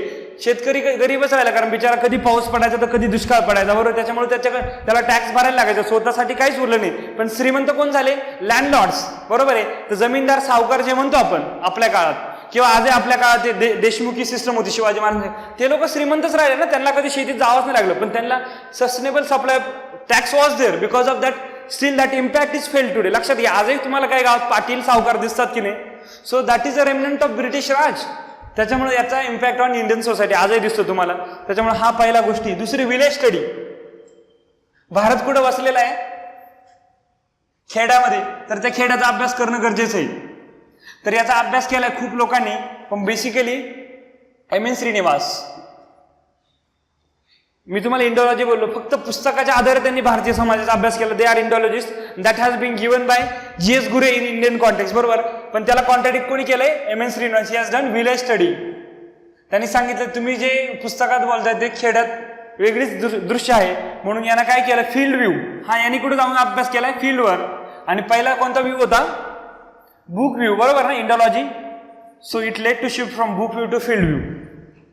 तुम्ही आयडियली सांगता वेदामध्ये असं लिहिलं होतं, असं खेड होतं, पण आज तुम्ही जर खेडं बघितलं तर काहीतरी वेगळं आहे. कास्टचा वेगळा इम्पॅक्ट आहे, कुठेतरी कास्ट सिस्टम मध्ये चेंज झालाय. Position of woman is improving. तर लक्षात घ्या, तुम्ही बुक व्ह्यू टू शिफ्ट कुठे केली? Field view, because of village studies. So village studies assumes huge significance in the study of Indian sociology. कारण भारत आजही बघा अर्बनायझेशन खूप जोरात आहे, तरी 31% अर्बनायझेशन आहे. 69% लोक आजही खेड्यात राहतात, त्याच्यामुळे खेड्याचा अभ्यास हा मस्त आहे. Though it is a part of anthropology, पण सोशॉलॉजीमध्ये पण तितकीच गरजेची. कारण का? तर सगळं एक खेड जरी तुम्ही घेतलं तर तेव्हा म्हणजे भारत आहे. तुम्हाला दिसतो की नाही? कास्ट सिस्टम आहे, lower status of woman, untouchability is there, poor education system, poor health care system, so many things which are present in microcosm that is village. बरोबर, एक मायक्रोकॉझम छोटा बी होय, पण ते पूर्णतः भारतात आजही to a certain extent, not completely, पण आजही भारताचं situation you can describe by studying a single village. That's why village studies forms the bedrock of Indian sociology. आजही तुम्ही एक सिंपल खेड्याचा अभ्यास केला, कास्ट सिस्टम कशी चालते किंवा इलेक्शनच्या वेळेसमध्ये कास्ट कॉन्फ्लिक्ट का होतात, या सगळ्या गोष्टीच्या आधारे तुम्ही आज पूर्ण देशात काय घडतंय हे सांगू शकता. So microcosm leads to macrocosm in Indian context, आणि त्याचा अभ्यास केला major M N. Srinivas. There are certain different village studies are there, but his study is radical in nature because it led to a shift from book view to field view. हे लक्षात घ्या ना, Indology म्हणायची आमच्या ग्रंथात असले joint family अशी होती, caste system, ideal joint family कशी होती, सगळं तुम्ही कुठे अभ्यास केलाय? इंडोलॉजीमध्ये. पण आज रिअल जॉईंट फॅमिली कुठे आहे तर तुम्ही खेड्यात किंवा शहरात जाऊन अभ्यास केला तर तुम्हाला कळेल. म्हणजे तुम्ही बुकपेक्षा आज फील्डकडे आलं पाहिजे. So this is the village study. त्यानंतर आपला आहे कास्ट सिस्टम. बरोबर, it is a major part. जी जात नाही ती जात, आणि आजही ती जात आहे. बरोबर, म्हणून कास्टचा अभ्यास करणे फार गरजेचं आहे. कास्ट सिस्टम, प्रत्येक thinker M N. Srinivas, G S. Ghurye, A R. Desai, Louis Dumont and Andre Beteille, all these thinkers have talked about caste system. तिन्ही थिंकर, एक मार्क्सिस्ट वाला वेगळ्या अँगलने देईल, स्ट्रक्चरल फंक्शन वाला काय म्हणलं, caste is completely functional, caste conflict जरी असले ते फार थोडे, पण कास्टमुळे आज पूर्ण समाज एकत्र आहे. तिसरा काय म्हणा, नाही यार, कास्टमध्ये काहीतरी इंटरॅक्शन होत आहे, त्याच्यामुळं प्रत्येक माणसाची कास्ट आपण ठरवली ती कुठेतरी बदलते. सगळ्या चेंजचा अभ्यास करणार आपण कास्ट सिस्टम मध्ये. आणि कास्ट सिस्टमच्या असोसिएटेड काय गोष्ट आहे भारतामध्ये आजही. So this is one of the important institution or component of Indian social structure. B part बघा, सब पार्ट social structure. तिसरा पार्ट आहे आपला tribal. Almost 10% of India's population is tribal. बरोबर, त्यांचा अभ्यास करणं गरजेचं आहे. एक जंगलात राहणारी एक कम्युनिटी आहे सपोज, पण त्यांच्यामध्ये आज बदल कसा झालाय. आज ट्रायबलची लँग्वेज व्हॅनिश होते. ट्रायबलमध्ये तुम्ही बघा मॉडर्न डिसिजेस आले, ट्रायबलमध्ये पण हुंडा घेण्याची परंपरा आली, किंवा ट्रायबलमध्ये पण there is a influence of patriarchy which we are completely absent in pure even in pristine tribal system. नव्हतं आधी त्यांच्यामध्ये. का आलंय तर ब्रिटिश कोणत्या पेपर टूर लक्षात घ्या, कॉलोनियल सिस्टम खूप गरजेची. म्हणजे ब्रिटिश आले ही गोष्टीपासून सुरुवात करते. कारण एक का असतं, एक फ्रेमवर्क याच्यासाठी. प्री ब्रिटिश भारत एक फ्युडल सोसायटी होती, एक शांत, बरोबर, स्वतःसाठी निर्माण करणारी, तेवढीच. नंतर काय आलं, कॉलोनियल राज. याच्यामुळे खूप बदल झाला. त्यानंतर काय मिळालं भारताला, स्वातंत्र्य. म्हणजे पेपर टूचं कोणत्या आन्सर लिहिताना ही फ्रेमवर्क यूज करायची. प्री ब्रिटिश काय सिच्युएशन होती, कॉलोनियलच्या म्हणजे during British what is a situation, then स्वातंत्र्य मिळाल्यानंतर काय सिच्युएशन आहे, त्यानंतरची landmark event was LPG reforms. So these are the 4 stage. Paper two strategy का म्हणतो, ही स्ट्रॅटेजी तुम्हाला मिळत नाही लवकर, फार डेव्हलप करावं लागते. पेपर टूला न अभ्यास करता अशी जर स्ट्रॅटेजी सिंपल फॉलो केली, जर तुम्हाला विचारलं what is the impact on tribal society, बरोबर आहे, इम्पॅक्ट ऑन ट्रायबल सोसायटी. तुम्ही काय म्हणाल, प्री ब्रिटिशच्या काळात एकदम शांत होती. ब्रिटिशांच्या काळात यार ब्रिटिश लोक जंगलात घुसायला लागले, किंवा money lenders came, they started invading tribal land, त्याच्यामुळे इम्पॅक्ट सुरू झाला. इंडिपेंडन्स नंतर आपण ट्रायबल पॉलिसी सुरू केली, but that hasn't been completely successful. आणि LPG रिफॉर्म्समुळे काय झाले, आज most of the companies are placing त्या कुठे, they are getting establish in central India, Jharkhand, Odisha, Chhattisgarh. तिथं ट्रायबलचं प्रमाण जास्त आहे आणि तिथं नॅचरल रिसोर्सेस पण जास्त आहे. त्याच्यामुळे स्टील प्लांट असतील, बाकीचे कोणते रॉ मटेरियलचे प्लांट असतील इकडे होत आहे, त्याच्यामुळे ट्रायबलचं डिस्प्लेसमेंट होते. तर इम्पॅक्ट बघा ना तुम्ही, जर stage wise that is evolutionary approach आहे. प्री ब्रिटिश काळात शांत सोसायटी होती, नंतर कॉलोनियल मध्ये थोडं काहीतरी सुरुवात झाली. इथं आपण आपलं हेवी इंडस्ट्रीचं जे मॉडेल आलं आपल्या 1954-55 भाकरा नांगल, हिराकूड, त्यानंतर राऊरकेला, दुर्गापूर, इकडं स्टील प्लांट, कुठं डॅम बांधले गेले, त्याच्यामुळे ट्रायबल इम्पॅक्ट झाला की नाही. तर तुम्हाला ट्रायबलच नाही, प्रत्येक गोष्टीचा इम्पॅक्ट तुम्ही 4 शब्दात लिहायचं, 4 अँगलने लिहायचं आहे. असा ट्रायबलचा अभ्यास करणार. आधीपासून आपल्या समाजात असं इनइक्वॅलिटी होती, तू श्रीमंत आम्ही गरीब असं नव्हतं. त्याची सुरुवात कधी सुरुवात झाली? त्यानंतर काय झालं? स्वातंत्र्य मिळालं. स्वातंत्र्य मिळाल्यानंतर काय झालं? स्टेट लेड डेव्हलपमेंट मॉडेल आपण घेतलं, बरोबर. त्याच्यात काय झालं? मोठे मोठे प्लान निर्माण केले. तिथं लोकांची गरज पडली किंवा we needed IAS, we needed some officers. सगळ्यांचं काय क्लास स्ट्रक्चर कसं चेंज केलंय? Agriculture, industrial and middle class. Middle class म्हणतो कसा? तर प्री ब्रिटिश काळामध्ये मिडल क्लास नव्हताच. ड्युरिंग ब्रिटिश काळ मिडल क्लास कसा निर्माण झाला? जे लोकांनी वेस्टर्न एज्युकेशन घेतलं, जे लोक IAS वगैरे झाले किंवा जे लोकांनी ब्रिटिश यांच्यात काम करायला सुरुवात झाली, इथं कुठेतरी मिडल क्लासची निर्माण झालं, बरोबर. त्यानंतर इंडिपेंडन्स मिळालं, आपण गव्हर्नमेंट आपल्या कंपन्या स्थापन करायला लागलं, थोडंफार प्रायव्हेट सेक्टरला टाटाची कंपनी आली, त्यामुळे मिडल क्लास इथं निर्माण आला. पण सगळ्यात जास्त मिडल क्लास LPG रिफॉर्म्स नंतर there is a dominance of service sector in India. आज तुमच्या इंजेवाड्यामध्ये एवढ्या कंपन्या आहे, चाकणमध्ये कंपनी, हे LPG रिफॉर्म्स नंतर General Electrical, Volkswagen, so many companies are coming to India. त्याच्यामुळे जॉब वाढले, स्त्रियांना जॉब मिळते, प्रत्येक घटकाला कुठं साधा सुद्धा चांगला का जॉब मिळतोय की नाही, जॉब मिळायला लागले. त्याच्यामुळे काय झालं? देर is a immense growth in middle class. हीच गोष्ट ॲग्रिकल्चरमध्ये कशी ऍप्लिकेबल होती? प्री ब्रिटिश काळात एक फ्युडल विलेज होतं, स्वतःला लागल तेवढं निर्माण करायचं. ब्रिटिश काळात commodification of land and commercialisation of agriculture led to change in agrarian social structure. त्यामुळे काय झालं? थोडाफार कुठेतरी लँड लॉस निर्माण व्हायला, गरीब श्रीमंत नाही, कारण हे this were the tax collector, यांना काहीच गरज नव्हती शेतीशी. कुठेतरी लँड लॉर्ड्स आणि पुअर, बरोबर आहे, टेनंट्स क्लास निर्माण झाला. त्यानंतर इंडिपेंडन्स नंतर आपण काय केलं शेतकऱ्यांसाठी? लँड रिफॉर्म्स शब्द ऐकलाय? ह्याच्यात काय होतं? लोकांना, श्रीमंत लोकांनी गरीब लोकांना जमीन वाटायची होती. दुसरं म्हणजे सिलिंग आले, बाबा एक शेतकरी किंवा एक माणूस 54 एकरपेक्षा अनएरिगेटेड लँड घेऊ शकत नाही, 27 एकरपेक्षा जास्त बागायती जमीन त्याच्याकडे असू शकत नाही. तर लँड रिफॉर्म्समुळे चेंज झाला. कुठेतरी पूर्णतः सक्सेसफुल नाही लँड रिफॉर्म्स, पण काहीतरी जमीन त्यांनी दिली. कुठेतरी सावकाराची जमीन 50 एकरची 20 एकर आली, म्हणजे एक गावाचा दलित असेल, कोणत्या लोअर कास्ट माणसाला कुठेतरी थोडी जमीन मिळायला लागली. लक्षात घ्या, क्लास स्ट्रक्चर चेंज झाला की नाही, श्रीमंताकडून थोडं रिडिस्ट्रीब्युशन गरिबांकडे झालं. तसा अभ्यास करणार आपण ॲग्रेरियन क्लास स्ट्रक्चर. त्यानंतर आपण LPG पॉलिसी. LPG नंतर काय आलं आपल्याकडं? नाही, ॲग्रिकल्चरमध्ये ग्रीन रिव्होल्युशन. ग्रीन रिव्होल्युशनमुळे काय झालं? पंजाब हरियाणामध्ये कुठेतरी श्रीमंत लोक झाले की नाही, कॅपिटलिझम. त्यानंतरचं मेजर आलंय कॉन्ट्रॅक्ट फार्मिंग किंवा तुमची GM क्रॉप्स. कॉन्ट्रॅक्ट फार्मिंग कळलं का तुम्हाला? शेतकरी आणि कंपनी किंवा शेतकरी आणि असून आता पुण्यामध्ये मोरचा स्टोअर असेल, एखादं रिलायन्स वाल्यांचं स्टोअर असणार, ते काय करणार? इथे शेजारी उरळी कांचन असेल, नारायणगाव असेल, या शेतकऱ्यांना काय ठरवणार? आम्ही तुमच्याकडनं कोबी घेणार, या भावात आम्ही तुम्हाला एवढे बियाणं देऊ, एवढं फर्टिलायझर देऊ, एवढ्या दिवसानंतर तुम्ही आम्हाला एवढी कोबी द्या. पुण्यात रोज ताजा माल येणार कुठं? So this is called as contract farming, बरोबर आहे. लक्षात घ्या, फ्रेमवर्क कोणती आहे? Pre British independence and LPG. या फ्रेमवर्कनं तुम्हाला पार्ट B आहे ना, त्यातले most of the answer you have to write from this perspective. इथं तुम्ही थिंकर नाही टाकलं तरी चालेल, पण you are able to address the or you are able to fulfil the demand of the question. ही खूप गरजेची आहे. The agrarian, industrial and middle class, या गोष्टी आपण शिकलो. इंडस्ट्रियल क्लास कधी आला? ब्रिटिशांनी थोड्या कंपन्या आल्या. जे वेस्टर्न सोसायटी चेंज होते, तो सोसायटीचा चेंज भारतीय समाजात पण होते. फक्त थोडेफार एक्सेप्शन वेगळे आहे, पण चॅप्टर 1 पेपर 1चा फॅमिली किनशिप आणि पेपर 2चा फॅमिली किनशिप ऑलमोस्ट सेम.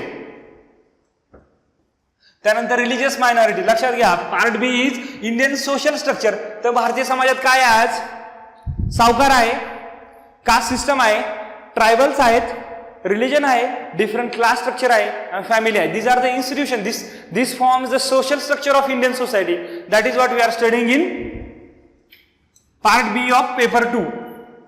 आणि सगळ्यात सोपा आणि सगळ्यात अवघड असा पार्ट सी आहे सोशल ट्रान्सफॉर्मेशन. आज भारतात बदल होते, बरोबर आहे. तुम्ही एकीकडे म्हणता स्त्रियांना खूप फ्रीडम दिलं तर काय होत आहे, सेक्शुअल हॅरॅसमेंट, युटिझिंग असे मॉलेस्टेशन होते, कारण खूप मुलींना फ्रीडम दिलंय. दुसरीकडे तुम्ही फ्रीडम नाही दिलं तर काय म्हणतात तुम्हाला, पॅट्रिआर्कल आहे. तर Indian society is going through a transition. आज भारतात बदल होते, बरोबर आहे. कोणीच सेम नाही, काही ना काही ट्रान्झिशन आले, बरोबर आहे. तर हे ट्रान्झिशन आपल्याकडे कसं आहे, पॅराडॉक्सिकल चेंज आणते आज आपल्याकडे. कसा बदल होतोय बघा ना. तुम्ही फार जास्त इंडिव्हिज्युअलिस्ट झाले तरी तुम्हाला समाज नाव ठेवतो, फारच तुम्ही काही दिलं नाही तर तुम्ही पुरुष प्रधान संस्कृतीत जगताय. म्हणजे तुम्ही 19व्या शतकात जगताय असं म्हणतात. तुम्ही फार 21व्या शतकात जगायला गेलं तरी म्हणजे तुम्हाला बेसिकली काय, घोड्यावर पण चालून देत नाही, जमिनीवर पण चालून देत नाही. That is social transformation. तर प्रत्येक सेक्टरमध्ये कसं ट्रान्सफॉर्मेशन होते, कास्ट सिस्टम कशी बदलते, रिलीजन कसं बदलते, फॅमिली कसं बदलते, मॅरेज कसं बदलते, याचा अभ्यास आपण पार्ट सी मध्ये करतोय. बेसिकली याच्यात सगळ्यात शेवटचा चॅप्टर आहे पार्ट सी मध्ये, सगळ्यात शेवटचा chapter, that is very important. Displacement होते, बरोबर, ट्रायबल, दॅट इज इम्पॉर्टंट. नंतर काय, एज्युकेशन,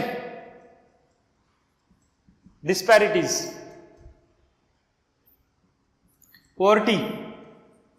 भारतात बदल होते, अरे पण श्रीमंत लोक श्रीमंतच राहतात, गरीब लोक गरीबच राहत आहे, म्हणून पॉवर्टीवर आपण पॉवर्टी, इनइक्वालिटीज, डिस्पॅरिटीज. कास्ट बद्दल बोललो, काय कास्टिझम कुठेतरी वाढतंय.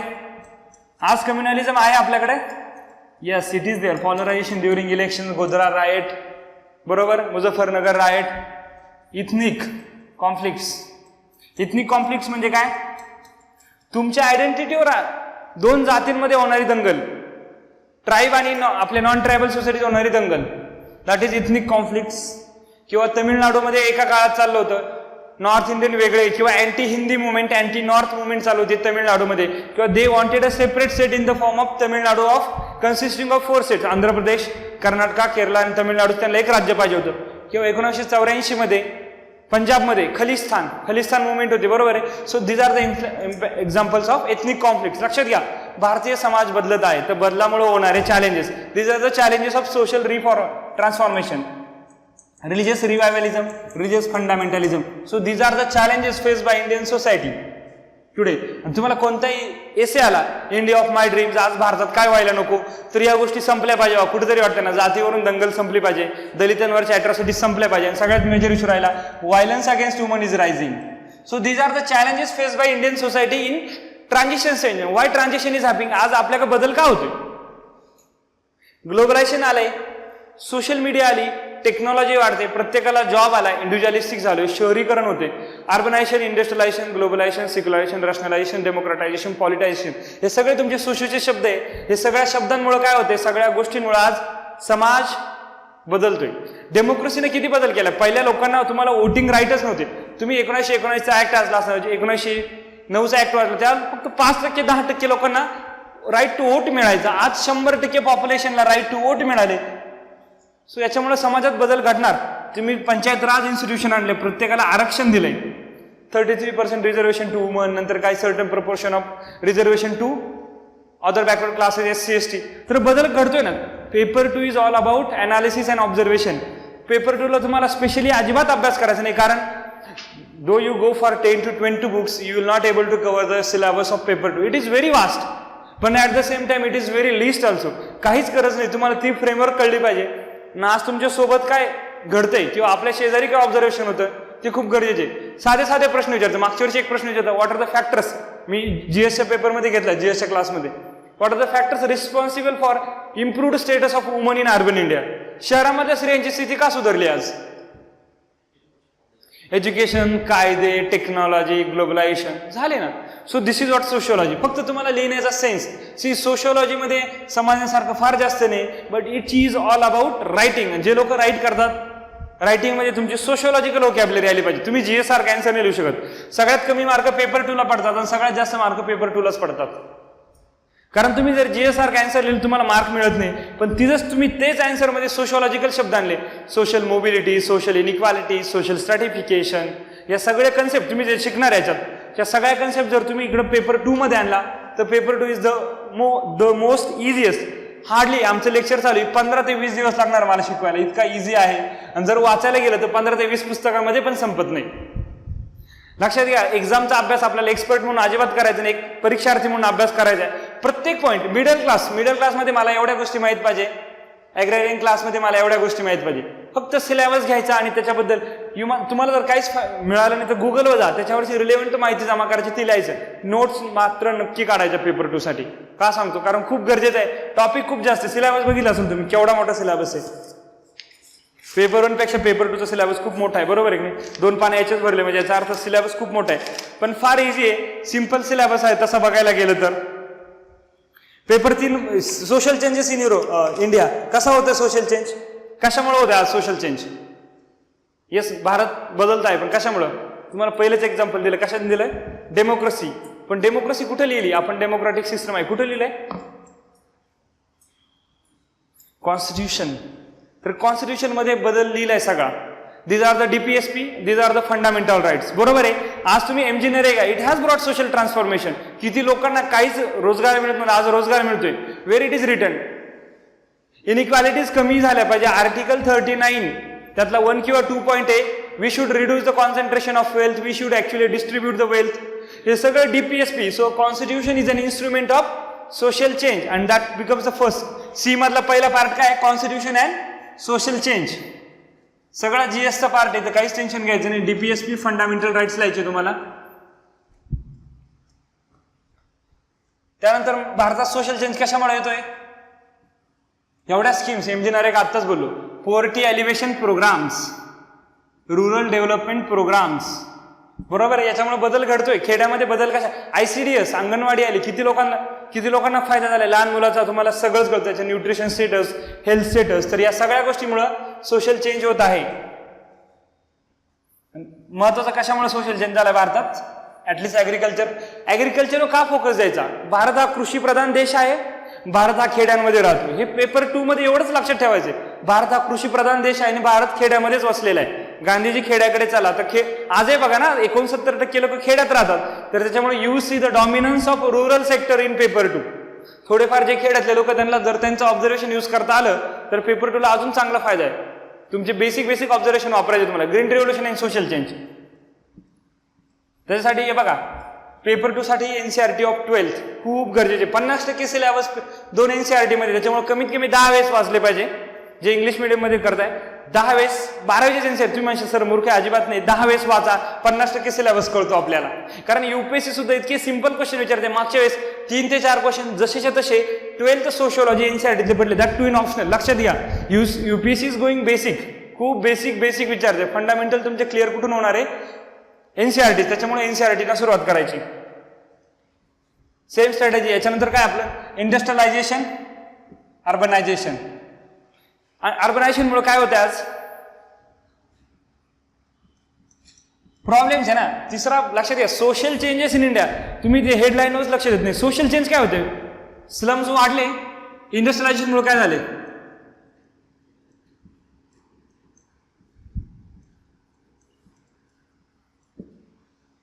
त्याच्यात त्यांनी पहिला पॉईंट काय दिलाय? Evolution of industries in India. कधी इंडस्ट्री सुरू झाली आपल्याकडे? खऱ्या अर्थाने मॉडर्न सायन्स मध्ये ब्रिटिशांच्या काळात. त्याच्या आधी भारतात सोन्याची कोंबडी होती असं काहीतरी म्हटलं जातं. तर होतीच. आपल्या काही हँडीक्राफ्टची इंडस्ट्री जगातली 1 नंबर होती. बरोबर आहे. पण ती इंडस्ट्री वेगळ्या सेन्सची होती. Modern industry British. लक्षात घ्या, ही फ्रेमवर्क ज्याने यूज केली ना, पेपर 2 ला छान मार्क आहे. असं राईटला लिहूनच ठेवायचं. कोणता आन्सर याच्यात फिट केलं ना, तुमचा आन्सर कळतोय तुम्हाला. Same evolution of urban. Ancient इंडियातल्या सिटी, तुम्ही एन्शियंट इंडियाचं पुस्तक वाचतात, Pataliputra, so many cities are there, Hastinapur, येते सगळे शहर. नंतर मिडिवल काळात, मुघल काळात शहर कोणते होते? आग्रा वगैरे. नंतर ब्रिटिशांच्या काळात कोणते आले? बॉम्बे, मद्रास, कोलकाता, पुणा असे शहर आले. बरोबर आहे. आणि आज त्यानंतर आपल्याकडे शहर. तर अर्बनायझेशन कसं झालं? इव्होल्युशन. इंडस्ट्रियलायझेशन कसं झालं? हे दुसरा पॉईंट. तिसरा म्हणजे problems of urbanisation and problems of industrialisation. या दोघांनी फायदे झाले, पण आपण सोशल चेंज, सोशल ट्रान्सफॉर्मेशन शिकतोय. तर काय झालंय? नक्कीच याचे पॉझिटिव्ह पण इम्पॅक्ट लायचे. Industrialisation and family, industrialisation and marriage, industrialisation of and caste, या सगळ्या सोशिओलॉजीचा अभ्यास करतोय ना आपण. याच्यामुळे काय बदल झाला इन्स्टिट्यूशनवर? कास्ट, फॅमिली, मॅरेज हे शिकणार आपण. त्याचं शहरीकरण झालं म्हणजे नेमकं काय झालं? काय बदललं खेड्यात आणि शहरात आज? Sociological angle. जनरल नाही का खूप चांगले एज्युकेशन इन्स्टिट्यूट आले, स्टँडर्ड ऑफ लाईफ, अजिबात नाही. काहीतरी बदल झालाय आपल्यात. That is what sociology. त्यासाठी तुम्हाला सोशिओलॉजी शिकायची, जीएस सायन्सरने लिहिणार आपण इथं. खूप सिंपल गोष्ट आहे, फक्त सिलेबस पाठ करायचा. शहर आणि याच्यात काय फरक आहे, कास्टचा काय स्टेटस आहे, फॅमिलीचा काय स्टेटस आहे, मॅरेजचा काय स्टेटस आहे, education system, political system, economic system. This is how will be comparing village and urban areas. खेड्यामध्ये ऑक्युपेशन सिंगल असतं, जास्त नाही, but in cities we are having more number of occupations available. Economic system, education, political system. तरी पण major सिटीमध्ये काय मिळते आज आपल्याला, काहीतरी वेगळं आहे ना. खेड्यातल्या माणसात आणि शहरातल्या माणसात काय वेगळं आहे. शेजारच्या फ्लॅटमध्ये कोण राहते आपल्याला काही घेणं देणं माहीत पण नाही. दिस इज अ की factor differentiating village and city. तुम्ही IAS व्हा नाही तर काय व्हा, तुम्ही किती लोकांना माहित होतात, 40-50 पूर्ण तुमच्या गावात तुम्ही सगळ्या लोकांना माहित होतात. सिटीमध्ये काय, अनॉनिमिटी, प्रायव्हसी, बरोबर आहे. That is also called as impersonality. आपण किती मोठं झालं तर मॅक्सिमम 100-200 लोकांपर्यंत पोहोचतो, पण खेड्यात 2-4 हजार जरी लोकसंख्या असली तरी प्रत्येकाला माहिती आहे याचा मुलगा हा झाला, याची मुलगी हे झाली. सो खेड्यात आणि शहरातला फरक, सोशिओलॉजिकल फरक करतोय आपण, जनरल नाही करत आहे. त्यानंतर गाव बऱ्यापैकी एक संघ असं 2-3 जातीचे लोक किंवा बऱ्यापैकी एक होमोजिनियस पॉप्युलेशन असतं. पण सिटीमध्ये काय आज, कोणी मराठी, कोणी गुजराती आहे, कोणाची अप्पर कास्ट आहे, कोणाची लोअर कास्ट आहे, कोण मुस्लिम आहे, कोण हिंदू आहे, कोण ख्रिश्चन आहे. Heterogeneity. So these are the 4 parameters which differentiate a city from a village. That is what you will study in industrialization and urbanization. अजून कशामुळे भारतात बदल झालाय, सोशल मुवमेंट्स. प्रत्येक मुवमेंट झाली ना, पिजनसाठी वेगळी मुवमेंट, त्यांचे राईट्स ऍड्रेस करण्यासाठी. वुमन्स मुवमेंट होते आज, बरोबर आहे की नाही. ट्रेड युनियन म्हणतो आपण, that is a form of movement, बरोबर आहे. किंवा MKSS, अरुणा रायचे हे होते, राईट टू इन्फॉर्मेशन आलं, बरोबर आहे, त्यांच्यामुळे आलं की नाही. किंवा Anna Hazare, India against corruption. So these are the movements which are bringing social change. तर आपला पॉइंट आहे सोशल मुवमेंट्स इन इंडिया. तर मग आपण प्रत्येक घटकाचा, farmer, peasants, woman, tribal movements, त्यानंतर ethnic movement and environmental movement, Narmada Bachao Andolan, Chipko Andolan, these are the environmental movements. लक्षात घ्या, सोसायटीच्या प्रत्येक घटकाचा अभ्यास करण्यासाठी आपल्याकडे सोशल मुवमेंट्स आली. त्यानंतर कशामुळे अजून बदल होते, हम दो हमारे दो, आता हम दो हमारे एक, family planning, child sex ratio, infant mortality. That is a part of society, that is a part of sociology. Ageing, आज जॉईंट फॅमिलीची कुठेतरी न्यूक्लिअर फॅमिली झाली, त्यामुळं एजेड लोकांचे झालेले प्रॉब्लेम. दुसरं ISIS सारखे ऑर्गनायझेशन चाइल्ड का रिक्रूट करतात, चिल्ड्रन लोक, कारण त्यांचे आई वडील dual career families have emerged. नवरा बायको दोन्ही जॉब करतात, मुलाकडे लक्ष द्यायला कोणी नाही. ते मुलांना लहानपणासारखं असं बालपण मिळत नाही तिकडं, म्हणजे खेड्यात मिळायचं किंवा आधीच्या काळात जे मिळायचं. कुठेतरी सगळे मुलं ऑनलाईन होत आहे, कुठेतरी त्यांचं पॅरेंटिंग प्रॉपर होत नाही, सोशलायझेशन प्रॉपर होत नाही, त्याच्यामुळे पॉप्युलेशनवर काय इम्पॅक्ट झालाय. हे सगळं आपलं आहे पॉप्युलेशन डायनामिक्स. आणि लास्टचा पॉईंट तुमचा कव्हरच केलाय. What are the challenges of social transformation. First, displacement of tribals. Second, education and disparities. Third, poverty and inequalities. Fourth, violence against women. Fifth, casteism, communalism, ethnic conflict, religious fundamentalism, religious revivalism. So these are the challenges. लक्षात घ्या, paper 2 is the easiest. Quite easy आहे, फार general आहे, अभ्यास करायला फार लागत नाही. फक्त काय कळलं पाहिजे कुठून काय वाचायचं, किंवा आपले इव्हन डेली ऑब्झर्वेशन पण फार यूज करणे गरजेचे आहे. So first you will start with, then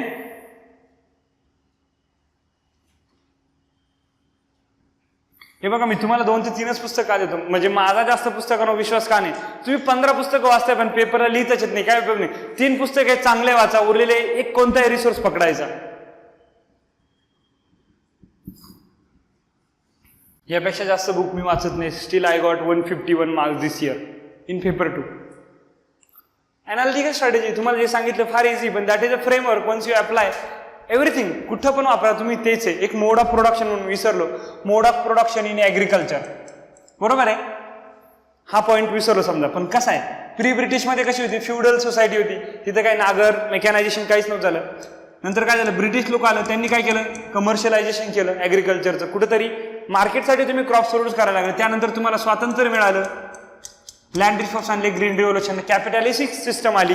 त्यानंतर LPG, नंतर कॉन्ट्रॅक्ट फार्मिंग, कोऑपरेटिव्ह फार्मिंग, आज तुमचे BT कॉटन आले, GM क्रॉप्स आले. तुमचा GS चा अभ्यास तुम्हाला फक्त या framework. These are the changing modes of agriculture. म्हणजे पहिल्या काळात ती वेगळी प्रोड्यूस करायचो, आज आपण एकदम मॉडर्न झालो, ट्रॅक्टर वापरतो, फवाऱ्यासाठी तुमच्याकडे यंत्र आले, तर कुठेतरी पूर्णतः कॅपिटलिझम आलाय. पण पूर्ण भारतात सेम सिस्टम आहे का? आहे. ट्रायबल लोक अजूनही झूम कल्टिवेशन करतात. छत्तीसगड ओडिसामध्ये अजूनही एवढी प्रॉपर मॉडर्न शेती करत नाही. पंजाब हरियाणा एक्स्ट्रीम कॅपिटलिझम आहे. महाराष्ट्रात काही बेल्टमध्ये, विदर्भ मराठवाड्यामध्ये अजूनही रुडिमेंटरी फॉर्म ऑफ एग्रीकल्चर चालू आहे. लक्षात घ्या, multiple mode of production exist in India. तुम्ही जीएसचा कधी सिलेबस बघितला असाल, Salian feature of Indian society, त्यातला सगळ्यात महत्वाचं फीचर आहे कंटिन्युटी अँड चेंज.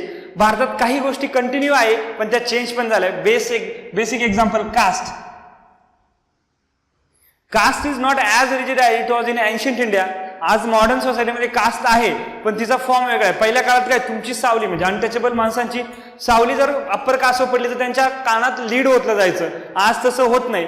कास्ट नक्कीच चेंज झाली, yes, but still it continues. So continuity and change is the salient feature of Indian society. त्यामुळे फक्त कंटिन्युटी अँड चेंज हा शब्द लक्षात ठेवा. पेपर 2चा सिलेबस पूर्ण पाठ करायचा आणि एकमेकांशी लिंक करायचा.